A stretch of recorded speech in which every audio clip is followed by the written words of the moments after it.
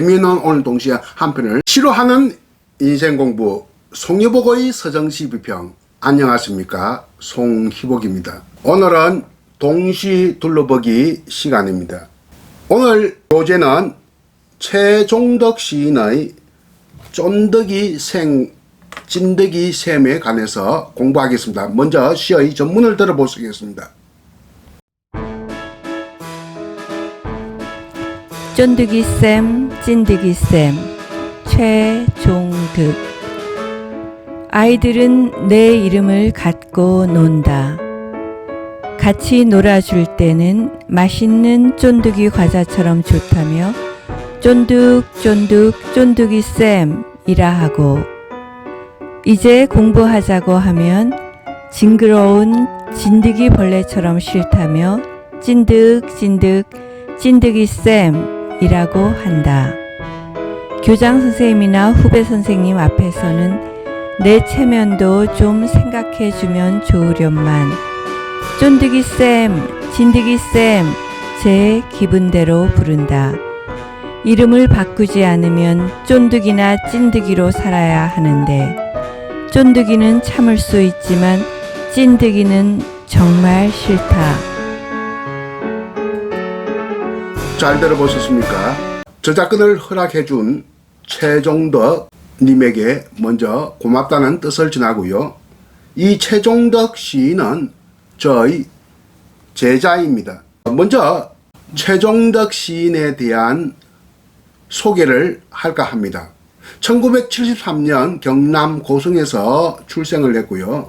1999년 진주교육대학교 국어교육과를 졸업을 했는데요. 그때가 2월달입니다.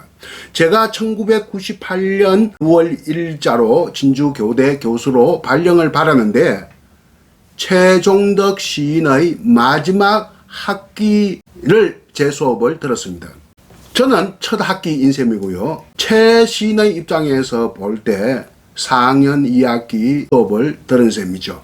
저로서는 첫 학기 수업을 들은 학생들이 첫 번째 제자가 되는데 몇 명 아직도 지금 기억에 남아있는 학생들이 있습니다. 지금은 교육계의 중견으로서 아주 열심히 활동을 하고 있습니다.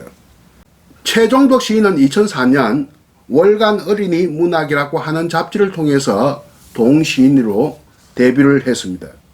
등단을 했습니다. 2004년에 그랬고요. 2009년에 그로부터 5년 후가 되겠습니다. 동시집 쫀득이쌤, 찐득이쌤이 문학동네를 통해서 간행됩니다. 지금 여기 보이고 있는 이 시집이 바로 최종덕 시인이 만든 첫 번째 동시집 쫀득이쌤, 찐득이쌤입니다. 그리고 9년 후에 2018년, 지금부터 4년 전이네요. 산문집도 하나 냅니다. 시가 있는 바닷가 어느 교실이라고 하는 이 산문집이 양철북이라고 하는 출판사에서 간행이 되었습니다. 그 외에도 간행한 책이 있는지 모르겠습니다만 제가 지금 가지고 있는 것은 이 두 권입니다. 또 시집이 있는지도 모르겠어요. 20년 넘게 고향을 떠나서 거제에서 초등학교 교사 생활을 하고 있습니다.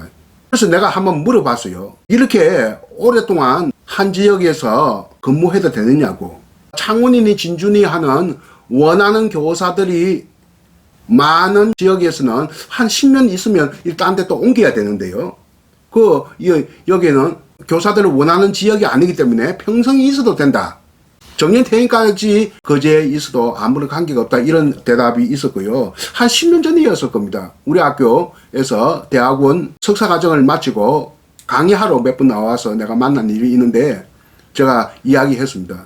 자네 말이지, 인근에 경상대, 경남대, 창원대에서 박사 과정을 밟게. 네, 이런 이야기 했더니, 선생님, 저는 아이들이 좋아서, 이제 공부하는 것은 석사 과정만 하고, 아이들을 좋아서 아이들에게 충실하겠습니다.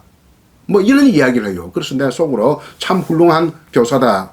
실제 아이들을 좋아하고 아이들을 가르치는 일에 매우 헌신적인 교사. 이런 교사는 참 그렇게 많지가 않습니다. 물론 많은 분들이 아이들을 좋아하고 헌신적인 교사들이 있겠지만 그 정도에 따라서는 이 최종덕이라고 하는 교사를 생각할 때는 굉장히 흔치 않은 그러한 사명감을 가진 교사가 아닌가.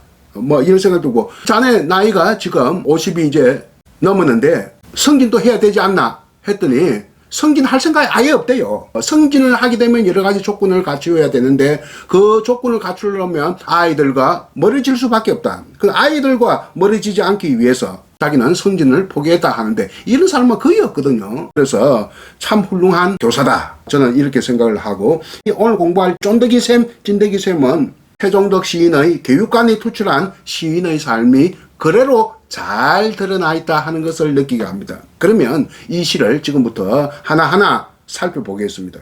5연으로 된 동시인데요. 1년이 바로 아이들은 그 자기 가르치는 학생들입니다. 제자들입니다. 내 이름을 갖고 논다. 보통 학생들이 남의 이름을 가지고 별명을 붙이는 경우가 많이 있습니다. 여러분들도 학창 시절에 그런 것을 많이 경험했을 겁니다. 보통 호칭과 지칭으로 나눠지죠. 학생들끼리 별명은 호칭입니다. 이름 대신 부르죠.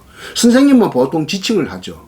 보통 안에 이름의 유사성, 유사한 이름의 발음으로부터 새로운 의미를 형성하는 경우가 많고, 또 한 가지는 용무나 이미지의 유사성으로 이렇게 별명을 삼는 경우가 많이 있는데, 제 경우도 기억이 납니다. 고등학교 때 말대가리, 닭대가리 이런 어떤 선생님 별명을 붙인 적이 있거든. 우리끼리는 저 말대가리, 저 닭대가리 이렇게 했거든요. 이런 것은 이제 용무나 이미지의 유사성인데, 지금 이 경우는 이름의 유사한 발음으로부터 새로운 의미가 생성되는 경우인데, 긍정적인 것도 있고 부정적인 것도 있습니다. 긍정적인 것은 바로 쫀득이고 부정적인 것은 찐득인데요. 애들끼리 이름이 손호민이라고 있다고 합시다. 애 이름 중에. 그럼 친구들이 손흥민이라고 하지 않겠어요? 손흥민 이렇게 하게 하기. 이 경우는 긍정적입니다. 근데 내가 1980년대, 오늘 1980년대 이야기가 몇 번 나올 겁니다. 젊었을 때 이야기인데, 은행에 가니까 명찰 보니까 어떤 분이 이름이 김치국이야, 김치국. 이름이야 한자로 하면 좋죠. 다스릴 칠자 나라국자, 나라를 다스리니까 얼마나 좋은 이름입니까? 근데 친구들이 김치국 하지 않겠어요? 이것은 저 부정적이죠. 그래서 이렇게 별명을 호칭과 지칭으로 나누어지고, 또 긍정적인 것과 부정적인 것으로 나누어지는데요. 2, 3년은 이렇게 대조법으로 되어 있습니다. 좋은 별명과 좀 나쁜, 긍정적인 별명과 부정적인 별명, 이 두 가지로 이렇게 나누어지는 대조법의 형식, 수사 형식을 취하고 있다. 그러면 2년, 3년 읽어보겠습니다. 같이 놀아줄 때는 맛있는 쫀득이 과자처럼 좋다며 쫀득쫀득 쫀득이 쌤이라고 하고, 쫀득이란 과자가 있나 보죠. 쫀득쫀득한 것 같습니다. 선생님의 이름이 종덕이니까 쫀득쫀득 쫀득이 쌤입니다. 이름의 유사성 때문이죠. 이 쫀득이라고 하는 1차 유사성이 생성되고, 이 쫀득이에서 또 다른 2차 유사성이 생성되는데, 이것이 찐덕입니다. 이제 공부하자고 하면 징그러운 진덕이 벌레처럼 싫다며 찐덕찐덕 찐덕이 쌤이라고 한다. 좋을 때는 쫀득쫀득 쫀득이 쌤. 쌤이라는 말은 우리 어릴 때는 많이 했습니다. 이 경상도 지역에서는 석자를 한자를 줄여서 쌤 혹은 쌍시오 쌤 이렇게 하면서 부를 때도 쌤예 혹은 쌤예 이런 말을 했거든요. 선생님요 이 말이. 근데 다른 지역의 사람들이 들어보면 굉장히 이질적인 언어거든요. 근데 지금은 또 다 같이 또 전국적으로 선생님을 줄여서 쌤 혹은 쌤이라고 합니다. SNS에서 주로 그렇게 줄여서 얘기하죠. 예. 요즘은 다 이렇게 전국적으로 공통화되고 있는데, 제가 학창 시절 때는 타 지역 사람들은 굉장히 이질적인 언어였어요. 이렇게 아니야, 놀아줄 때는 쫀득이 쌤이고, 공부하자고 하면 싫다고 찐덕이 쌤이다. 이 찐덕이는 쫀덕이 때문에 또 생긴 제2차 발음의 유사성으로 이렇게 전이된 결과다. 이렇게 보면 되겠습니다. 그런데 선생님한테는 호칭으로 사용하지 않고 지칭으로 하는데, 이 호칭으로 사용하니까 그만큼 친구처럼 가깝다 하는 것을 말해주고 있습니다. 교장 선생님 앞에서도 아이들이 쫀덕이 선생님, 찐덕이 선생님 이렇게 한단 말입니다. 교장 선생님이나 후배 선생님 앞에서는 내 체면도 좀 생각해주면 좋으련만 쫀덕이 쌤, 찐덕이 쌤 제 기분대로 부른다. 누가? 내 아이들이. 마지막 연 한번 봅시다. 5연입니다. 이름을 바꾸지 않으면 쫀덕이나 찐덕이로 살아야 하는데, 쫀덕이는 참을 수 있지만 찐덕이는 정말 싫다. 왜? 쫀득이는 긍정적인 별명이니까, 찐득이는 부정적인 별명이니까.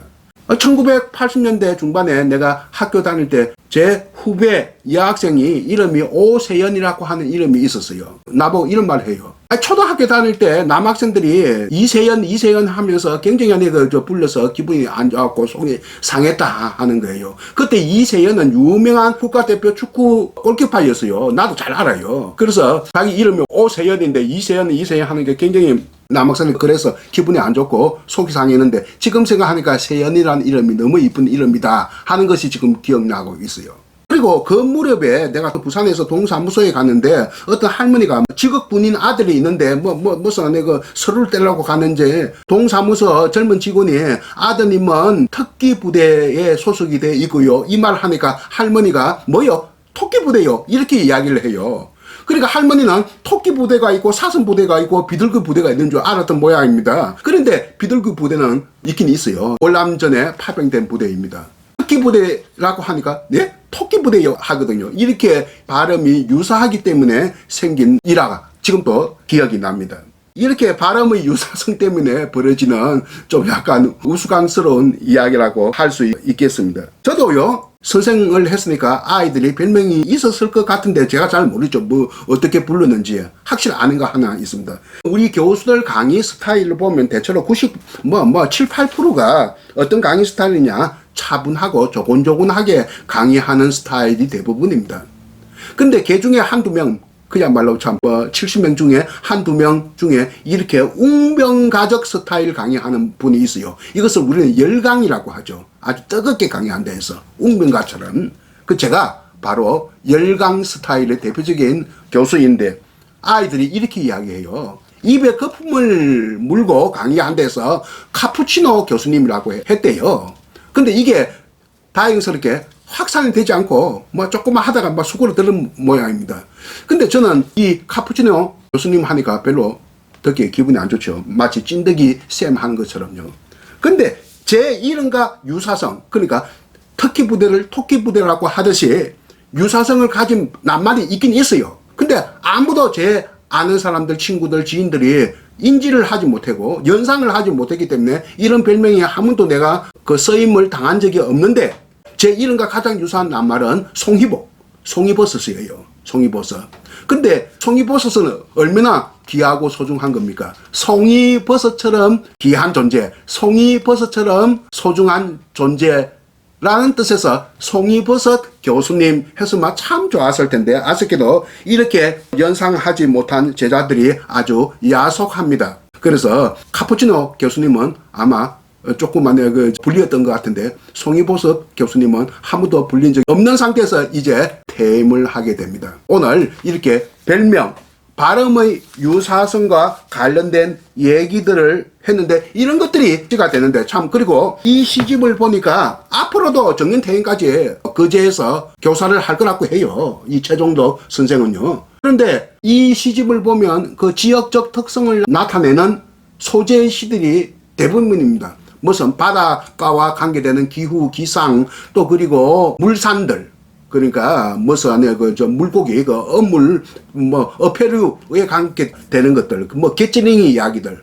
그래서 어떤 점에서 보면 거제의 풍물지와 같은 동시집이다. 동시집은 그렇게 풍물지의 성격을 가진 집이 거의 없거든요. 일반 시집은 그런 것들이 있습니다만, 그래서 이 시집의 또 가치는 거제라고 하는 지역적 특성을 나타내는 풍물지 같은 동시집이다. 이렇게 한마디 또 더 덧붙일 수가 있고요. 제가 메모한 것에서 좀 빠뜨린 부분이 있는가 봅시다. 별로 눈에 띄지 않은 것 같은데요. 그러면 여기에서 강의를 마치도록 하겠습니다. 재미있는 오늘 동시에 한 편을 가지고 여러 가지 이런저런 얘기를 제 추억과 또 관련해서 여러 가지 이야기를 해보았습니다. 오늘 강의 여기서 마치겠습니다. 안녕히 계십시오.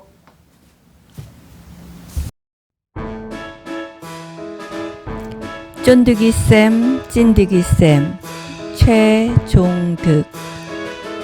아이들은 내 이름을 갖고 논다.